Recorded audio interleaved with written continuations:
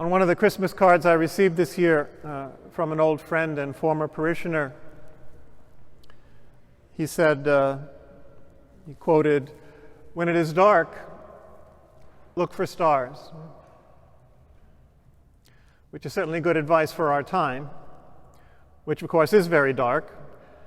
Not just seasonally dark, of course, but, well, socially dark, psychologically dark, spiritually dark, economically dark. We all know what we're going through now, how very hard it is. There's violence, unemployment, and racial and political unrest, in addition to COVID and everything else. So it's dark, and we need the light, and that's what today's feast promises. We're looking for stars, the Star of Bethlehem, which is Jesus himself, who is called at the very end of the scriptures, the last chapter in the book of Revelation, the bright morning star. You know, just a few days ago, 2 days ago on New Year's, the feast of the Solemnity of the Mother of God, we had, as the first reading, the blessing of Aaron. And the beautiful phrases there,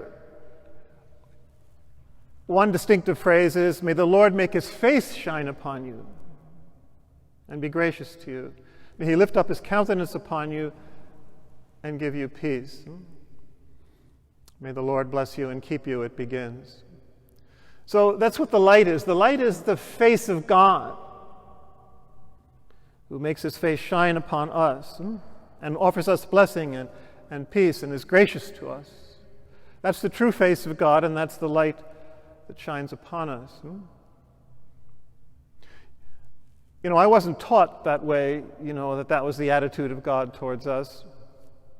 And I think I strongly believe that one strong reason for the cruelty of so many Christians in this country and elsewhere is because they worship a cruel God. Right? A judgmental, violent God? Well, of course, that's blasphemous and dangerous nonsense. Powerful though it is, influential though it is. So we need to get a more accurate view of this face of God and this blessing of God upon us. The Lord makes his face shine upon us. He so loved the world that he sent his only Son. When the Lord looks upon us, it is exclusively a gaze of blessing and grace and love. And so should ours be by consequence. And that shines in our hearts. I was reminded by that reading of the verse from the second letter to the Corinthians, which says, "The God who said, 'Let light shine in the darkness,'" the first lines of Genesis, "Let light shine, let there be light. Let light shine in the darkness," has shone in our hearts, it says, to give the light of the knowledge of the glory of God in the face of Christ. So the glory of God that shines in this manifestation, the epiphany of Christ, this gaze of blessing, is the gaze that shines in our hearts. Now, if with that background we approach today's readings, we can better understand this Isaiah 60, which first reading that says, "Rise up in splendor. The glory of the Lord shines and dawns upon you."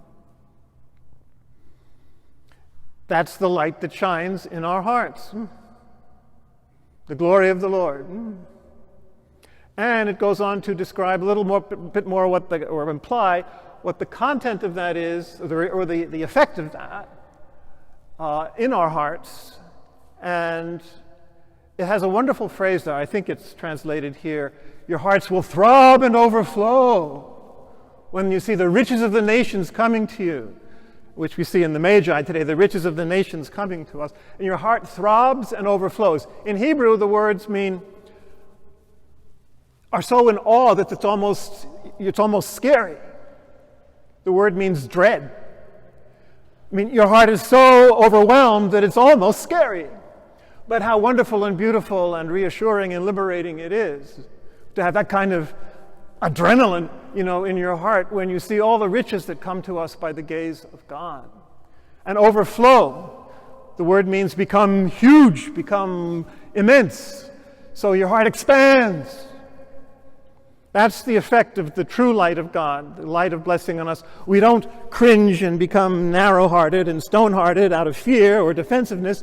Our heart expands and opens up and overflows and is overwhelmed and is awestruck in the original sense of the word awesome, And how is that? Well, it's because the riches of the nations are coming, because we see the light of Christ shining everywhere. The Magi came from a different culture, a different religion, a whole different view. And what should be our reaction? Our reaction should be the same as the Magi when they saw the star, the same kind of thing. Again, it's an exaggerated phrase because it's so overwhelming. In the gospel it says, when they saw the star, they rejoiced exceedingly with great joy. They couldn't just say they were pretty glad. No, it says they rejoiced exceedingly with great joy. And that's what we should do when we see all the riches of the nations around us. No matter how disparate or seemingly distant or seemingly separate or distinct they might seem. We can't have the reaction of Herod. Outside influence, defensiveness, get the wagons circled, call Congress together, No, open your hearts.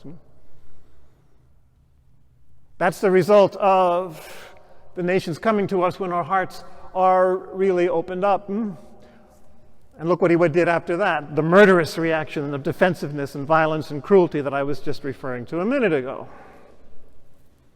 You got to choose between one or the other.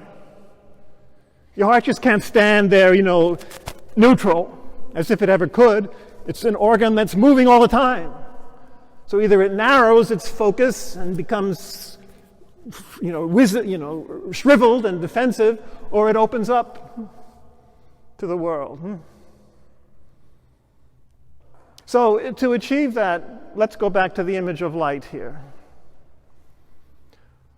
For a light to shine, there has to be darkness. If there's not a darkness in which it can shine, you won't see it. So what about darkness?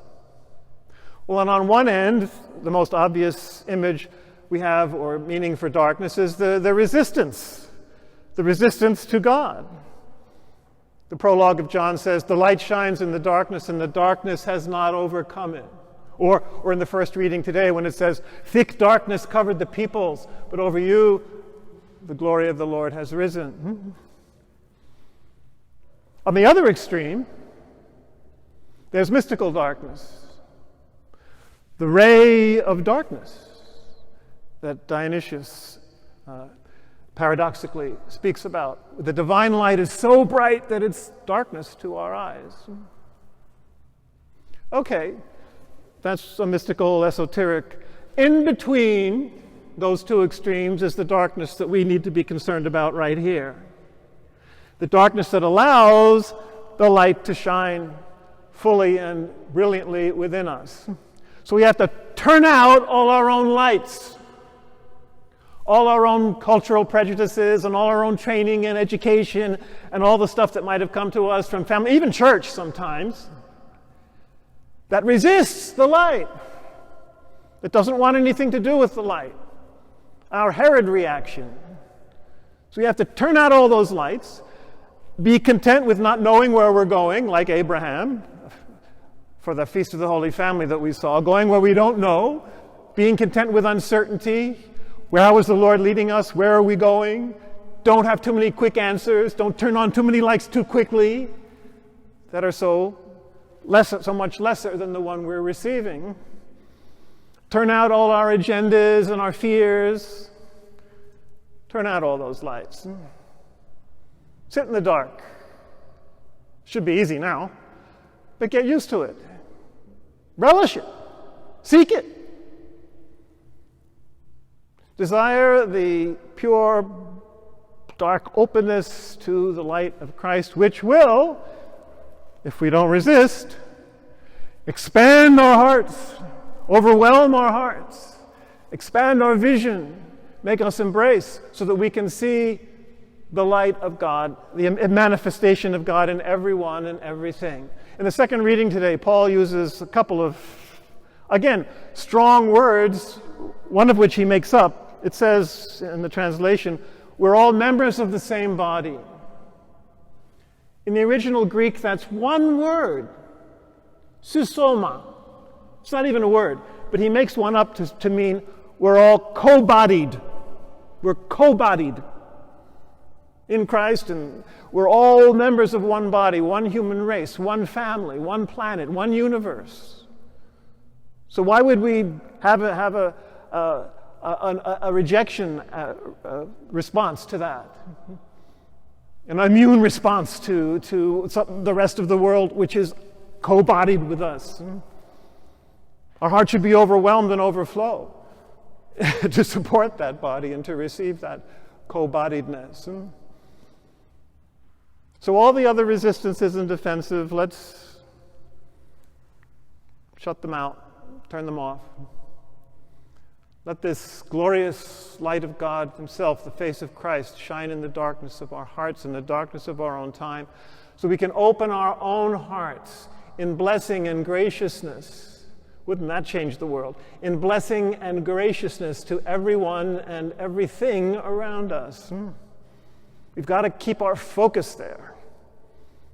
In fact, I'll close with that line from the second letter of Peter, talking about the transfiguration of Christ, where it says, we would do well to keep our attention focused on this, like a lamp shining in a dark place, until, it says, the morning star rises in our hearts.